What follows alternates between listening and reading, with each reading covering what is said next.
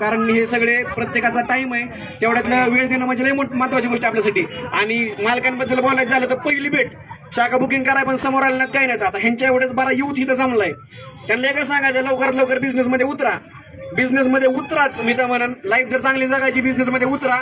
आणि या भावाचं वय आता किती 19 वय ह्याच्या एवढा होतं तेव्हा मी ह्यात पण नव्हतो. म्हणजे एवढं लवकर पोरं उद्योगात उतरतात आमच्यासाठी अभिमानाची गोष्ट आहे, गर्वाची गोष्ट आहे की. आणि ह्यांनी सुकून आपला आंबेजोगाईत आणला म्हणून यांचं परत एकदा मी आभार मानतो.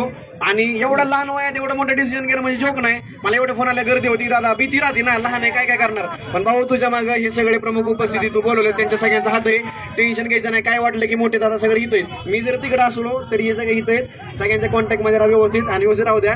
आणि असंच शाखा नंबर 23 वर जसं प्रेम दिलंय तसं सगळ्या शाखांवर प्रेम राहू द्या, माझ्यावर प्रेम राहू द्या.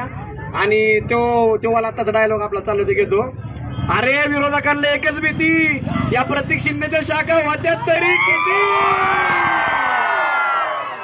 अर्धा म्हणतात पुष्पा